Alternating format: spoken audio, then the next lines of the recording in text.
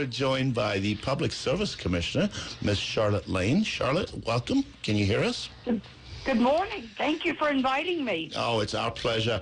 Could you give our audience, to start with, the role of the Public Service Commission and your role as the commissioner? Just a broad overview of what your department takes care of. Yes, I am chairman of the West Virginia Public Service Commission. There are 3 commissioners. We are appointed by the governor and confirmed by the Senate, and we are responsible for regulating all utilities in the state. That means electric, gas, water and sewer, cable. We also have a motor carrier division. We have transportation officers who are responsible for safety on our highways. We have railroad inspectors that are responsible for checking the rails in the state and responding to train derailments. And we also have a division relating to gas pipeline safety. So the Public Service Commission has a lot of responsibility, and we are very busy at the present time. So let's get right. You said electricity and electric lines and the power and things like that. There has been a lot of buzz around the Eastern Panhandle recently about the MARL line, and I think it's the Mid-Atlantic Resiliency Link or something like that. What does the Public Service Commission have to do with that? Is that coming before you as a plan, or is this something that is just going to happen and has nothing to do with the PSC? Nothing has been filed with the Public Service Commission yet relating to that transmission line. It does have to come before the Public Service Commission. Once something has been filed, then the Public Service Commission will review it. We will set up a procedural schedule so that the public will have input into the proposed project, and we will have an evidentiary hearing in which people can weigh in on whether we need the line, how much it's going to cost, and all of those issues, and people can intervene to participate in the hearing.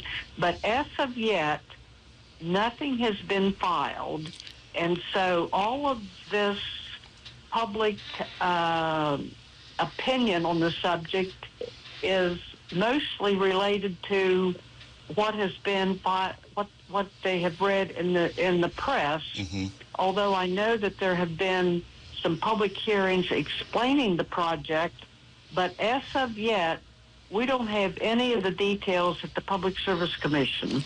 Once something has been filed, we will be we will scrutinize that very closely to determine all of the legal issues. We will listen to the public, and we will do what is in the best interest of the state.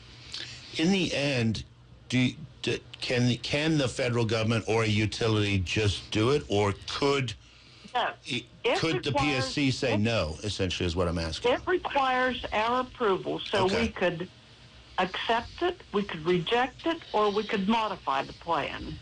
Excellent. John Doyle. Yeah. Hi, Charlotte. How you doing? This is John Doyle. Good morning, John.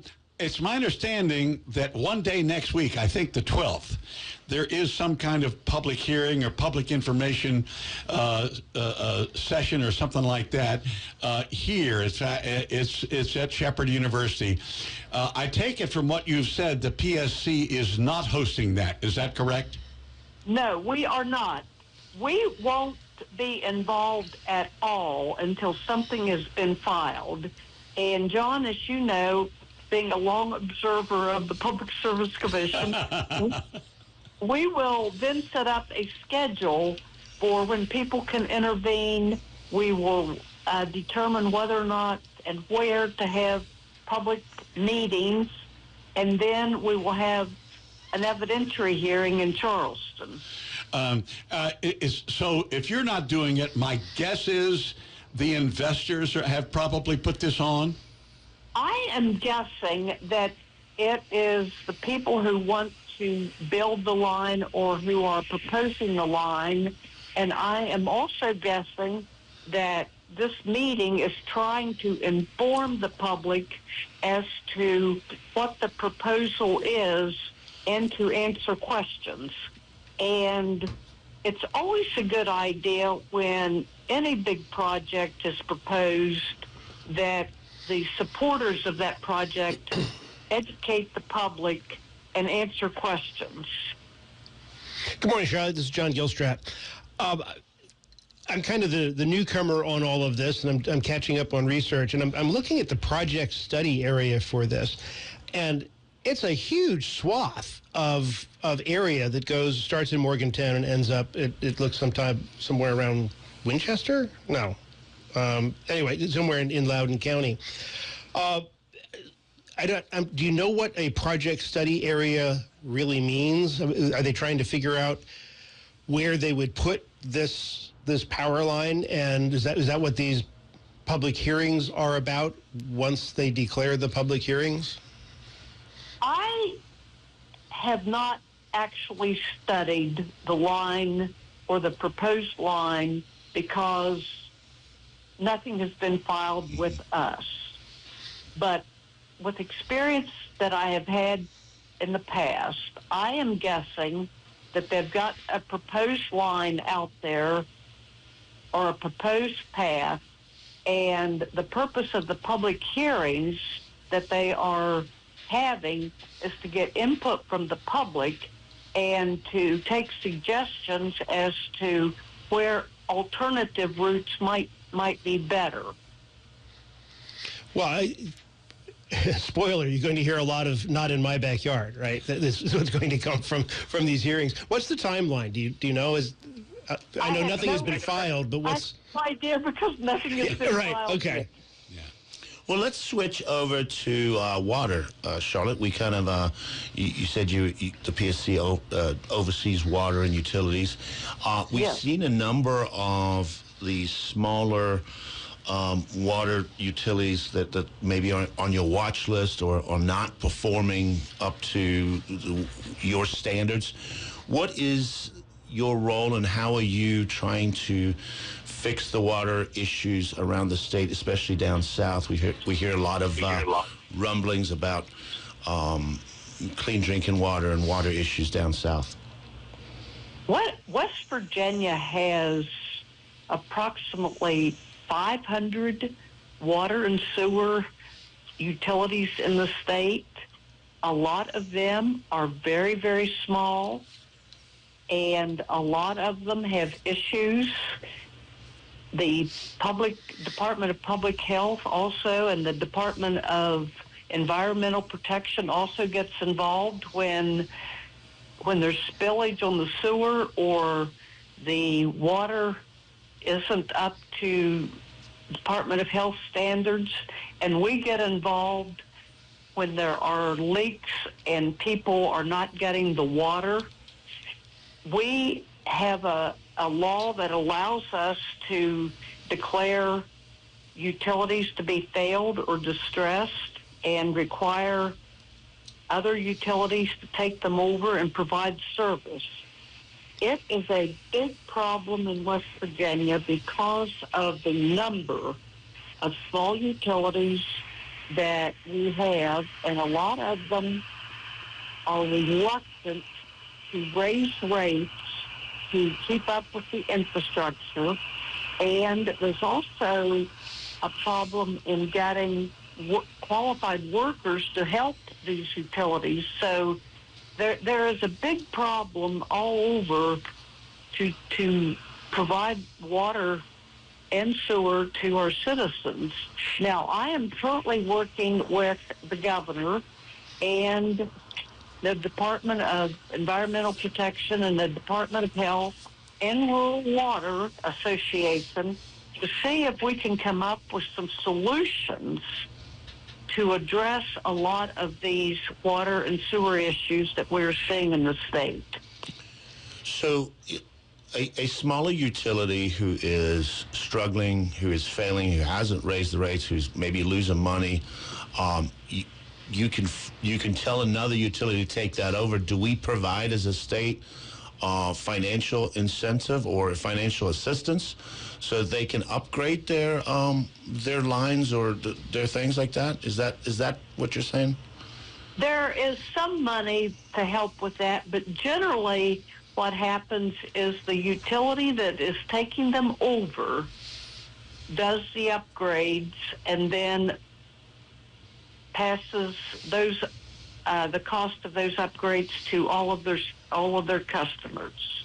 Now, we've had the legislature last year put a restriction on the Public Service Commission as to how much the other utility, the taking over utility, how much they can actually increase rates. So our hands have been a little bit tied by what happened in the legislature last session, but we are working through that, and we still are trying to work with these utilities to help them provide potable water and good sewer service to their citizens. We have a division at the Public Service Commission, the Water and Wastewater Division, that does provide assistance and provides training to the boards of public service districts. We also have an engineering division that helps these utilities when they have outages and to try to get the service back online so that their citizens have water. Now, we're very lucky here in Berkeley County. Both our Berkeley County and our Martinsburg City are run by our government or owned by our government. What percentage of water utilities are private in the state versus public or governmentally run? There are not very many private water utilities. And I will be probably wrong when I say we've got West Virginia American Water, and we have Beckley Water, and there are smaller homeowners associations and other water associations, but I can't tell you the number. Okay. John Doyle. Yeah, Charlotte, I wanted to pursue this one. We've known each other for a long time, and I know you have many times in the past been an advocate of a consolidation of public utilities, and I think many times these things were necessary, and we've had some of that up here, particularly a number of years ago, not too many years ago, with the consolidation of the Jefferson County Public Service District under the Charlestown Utility Board, which also took over the city of Ranson water and sewer service at the time, and I think that has worked out. It has bothered me, though, that West Virginia American Water has come up into our area and seems to be wanting to take over public water systems that I think are working well. And I'd like your response to that. West Virginia American Water provides really good service and is very committed to helping provide even better service to customers in West Virginia. A lot of times when we have had issues with smaller utilities not meeting their utility mandate, West Virginia American Water has stepped in.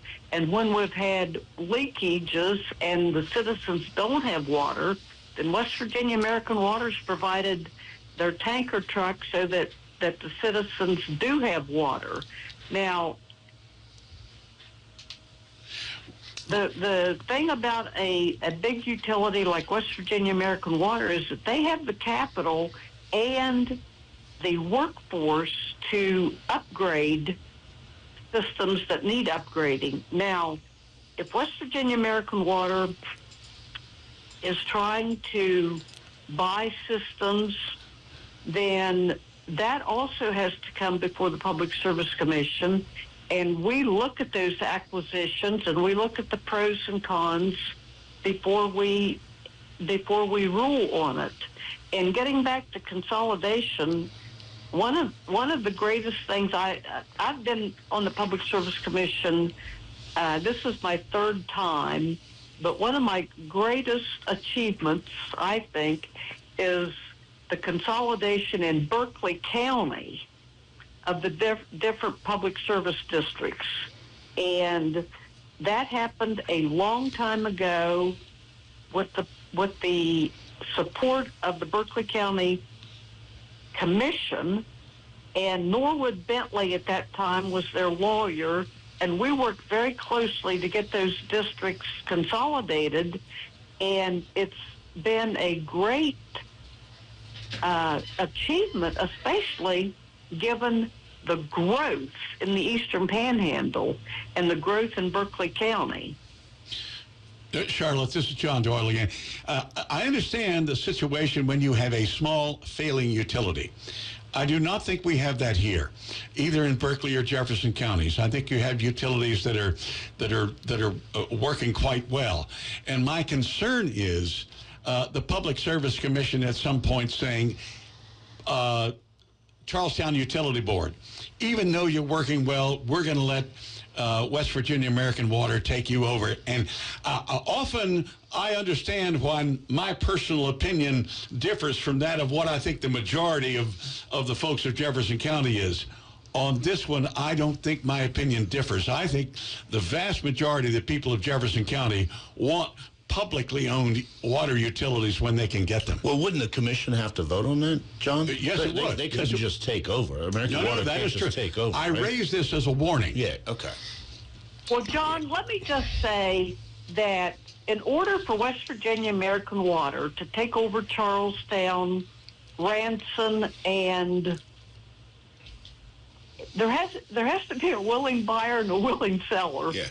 And then whatever agreement is reached then has to come before the Public Service Commission, and it will be given its usual scrutiny and decide whether or not it's in the public interest and whether or not the public will be served by such an acquisition. John Gilstrap. Hey, Charlotte, I'm going to shift gears, and this is actually coming from our listening audience on Facebook. There's concern, and I just take it directly from what's there, that it appears that there's a 25 to 50% increase in natural gas that's headed our way, and then there are large increases in electrical utility costs. Can you express why that's happening? And in case of the gas, the 25 to 50%, whether that is in fact the case. So the electric utilities and, well, Appalachian Power has a pending rate case, and Hope Natural Gas and Mountaineer Gas have rate cases pending. And just because they have filed doesn't mean that that is what is going to happen in the end. We look at the filing, we look at what they are asking for, and a lot of it is due to the fact that these entities are putting a lot of money back into aging infrastructure, and that costs money. We also can't ignore the fact of inflation. So as costs increase, then these utilities will file for a rate increase, but we look at it very closely. And once again, we invite the public to weigh in on that.